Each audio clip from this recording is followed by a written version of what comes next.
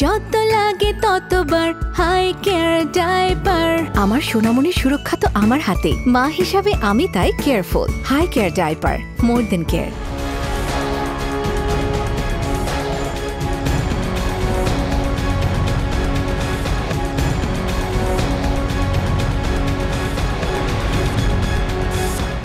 নির্বাচনী কর্মকর্তাদের দায়িত্বে অবহেলার সাজা সুনির্দিষ্ট করা হয়েছে এবং একই সঙ্গে বাড়ানো হয়েছে। উপদেষ্টা পরিষদের বৈঠকে এই আইনের খসড়ার সংশোধন অনুমোদন করা হয়েছে। এই বিষয়টি নিয়ে সাধারণ মানুষের মতামত শুনব আজকের হাইপার ডায়াপার আমাদের কথা অনুষ্ঠানে। আপনাদের সাথে রয়েছে আমি আমিনুল ইসলাম। সাধারণ মানুষের মন্তব্য শোনার আগে এই বিষয়টি নিয়ে এটিএন নিউজে প্রচারিত একটি রিপোর্ট দেখে আসি। উপদেষ্টা পরিষদের প্রতি সভাতেই সংস্কার কাজের অগ্রগতি নিয়ে আলোচনা হয়। এই বৈঠকে প্রধান উপদেষ্টা ডক্টর মোহাম্মদ ইউনূস নির্দেশ দিলেন, কমিশনগুলো সুপারিশের বাইরে মন্ত্রণালয়গুলো নিজস্ব উদ্যোগে যে সংস্কারগুলো হয়েছে সেগুলো তালিকা করে আগামী মাসের মধ্যে বুকলেট হিসেবে প্রকাশ করতে হবে। 121টি সংস্কারের প্রথম যেটা নিয়ে কাজ করা হচ্ছিল সেটা নিয়ে জানানো হয় যে 77টি অতি গুরুত্বপূর্ণ সংস্কারের মধ্যে 24টি অলরেডি বাস্তবায়িত হয়েছে।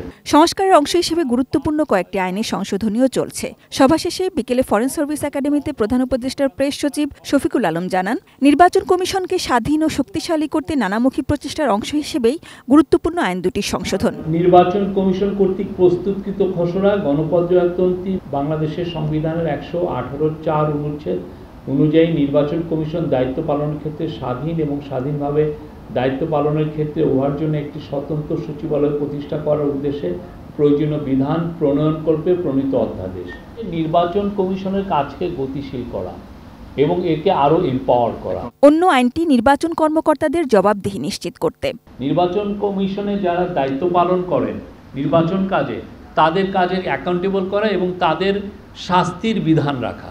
আগে যেরকম শাস্তির ক্ষেত্রে পুরো বিষয়টা স্পষ্ট ছিল না।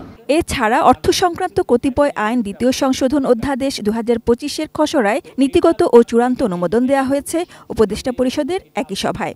ট্রেজারি বন্ডের ট্যাক্স বাড়ানো হয়েছে, আর বাণিজ্যিকভাবে পরিচালিত মোটরযান হতে কর। যারা বাস কিনবেন বা বাসের ইম্পোর্ট করে আনবেন তাদের জন্য ফাইনাল অ্যাসেসমেন্টের ট্যাক্সেশনটা ইজিয়ার করা হয়েছে। জাতিসংঘের সাধারণ পরিষদের অধিবেশনে এবার প্রথমবারের মতো রাজনৈতিক দলের 4 প্রতিনিধি যাচ্ছেন। এ নিয়ে এক প্রশ্নে প্রেস সচিব জানান, পলিটিক্যাল পার্টিগুলো আমাদের অংশীজন, সেই জন্য তাদেরকে আমরা চিফ অ্যাডভাইজারের আমন্ত্রণে তার সাথে যাচ্ছেন। ইসলামী দলগুলো চলমান আন্দোলন কর্মসূচি প্রসঙ্গে আরেক প্রশ্নের জবাবে তিনি জানান, ঐকমত্য কমিশনের আলোচনার মাধ্যমে এসব বিষয়ের সমাধান হবে বলে তাদের আশা। সে আলোচনাই একটা সবকিছুর শান্তিপূর্ণ সমাধান দিবে। Sajida Sweety, ATN News, Dhaka. দর্শক, এতক্ষণ রিপোর্টটি দেখলেন। এবার চলুন শুনি এই বিষয়ে সাধারণ মানুষ কি বলেন। এই আইনের ফলে অনেক কিছুই এখন যারা আগে ছিল এই আইন বাস্তবায়ন করেন নিজেদের মতো করে করতেন, কিন্তু এই সাজার ফলে এখন সাজার ভয়ে হোক আর নতুন আইন হোক, কিন্তু জনগণ চাচ্ছে এরকম কিছু, যেন যে কেউ অন্যায় করে যেন পার না পায়, সে যেন যদি কেউ অন্যায় করে সে যেন সাজার আওতায় আসে, এবং এটা অবশ্যই ভালো উদ্যোগ। আমার মনে হয় আইনটা করা ভালোই হয়েছে, কারণ সবাই ভয় নিয়ে কাজ করবে, সততার সহিত কাজ করবে। কোনো রাজনৈতিক দল তাদেরকে কোনো চাপ দিলেও তারা অন্যায় কাজ করবে না, তাদের আইন সঠিকভাবে পালন করবে, তাদের দায়িত্ব সঠিকভাবে পালন করবে। যদি কোনো দুর্নীতি বা কোনো কিছু করলে সেটা দায়ভার সে বহন করতে হবে তার। কারণ আমরা তো আর মনে করেন যে সাধারণ মানুষ, আমরা তো আর এই সম্বন্ধে ব্যাপারে কোনো রাজনীতির সাথে জড়িত না, কোনো কিছু না। এখন আমরা চাইলে সুন্দরভাবে দেশে চলতে ফিরতে পারি, এই একটাই। তারা ভালোভাবে সুষ্ঠুভাবে যেটা করলে ভালো হবে সেই ব্যবস্থাই তারা নেবে, ভয়ে তারা সেই ব্যবস্থা কমপক্ষে নেবে। যে নির্বাচনী যেটা সংশোধনী আসছে বা যেটা আলোচনা হয়েছে, আমরা আশা সবসময় আমরা সাধারণ জনগণ যারা আমরা অবশ্যই আশা করি যে ভালো সুষ্ঠু একটা নির্বাচন আমরা দেখতে চাই আর কি। অনেকদিন যাবত সুষ্ঠু নির্বাচন হয় না, এই জন্য আমরা একটা সুষ্ঠু নির্বাচন আশা করি। আমরা চাই নির্বাচনটা সঠিক হোক, সুন্দর হোক এবং ভালো হোক, আমরা যাতে সবাই সুষ্ঠু মতে ভোট দিতে পারি, কোথাও কোনো যাতে কারচুপি না হয়, নির্বাচন কমিশন যাতে সুষ্ঠুভাবে কাজ সম্পূর্ণ করে, এটাই আমাদের যারা আমরা নাগরিক আমরা চাই ভাই সুষ্ঠু নির্বাচন। সাধারণ মানুষ একটা জিনিস চাই যে সুষ্ঠুভাবে নির্বাচন হোক, যোগ্য প্রার্থী যে সেই আসুক। কারণ এর জন্য যা যা করার দরকার পদক্ষেপ নেওয়াটা সব থেকে বেটার। কারণ এই বর্তমানে যে পদক্ষেপগুলো নেওয়া হয়েছে সেগুলোর ক্ষেত্রে ভালোর জন্য নেওয়া হয়েছে।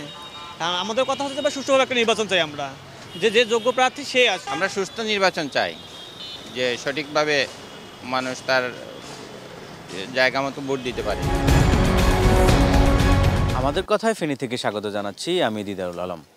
দায়িত্বে অবহেলাকারী নির্বাচনী কর্মকর্তাদের সাজা সুনির্দিষ্ট হচ্ছে। এ নিয়ে শুনবো ফেনীর সাধারণ মানুষের কথা।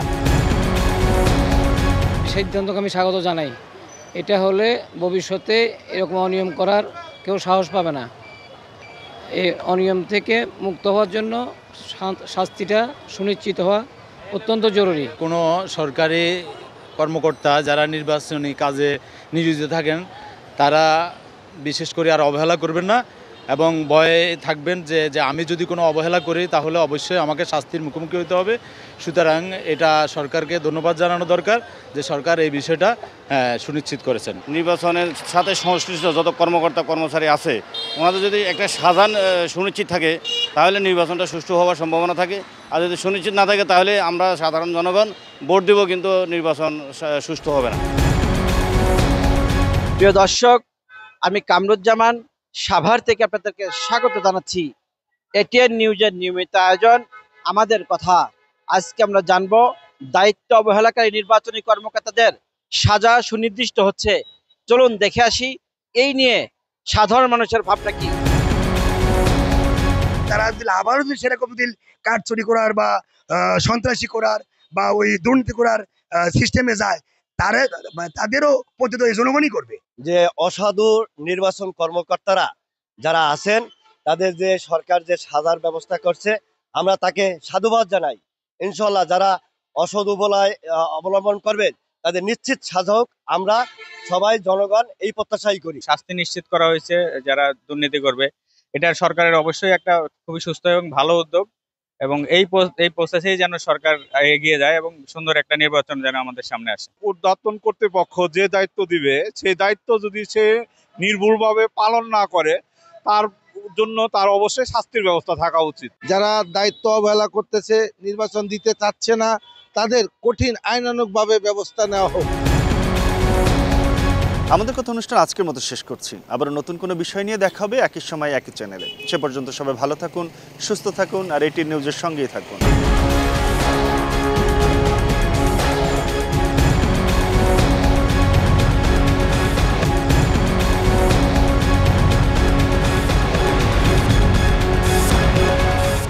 আমাদের কথা সৌজন্যে Hi Care baby pant diaper. যত লাগে ততবার হাই কেয়ার ডায়পার। আমার সোনামণির সুরক্ষা তো আমার হাতে, মা হিসাবে আমি তাই কেয়ারফুল। হাই কেয়ার ডায়পার, মোর দেন কেয়ার।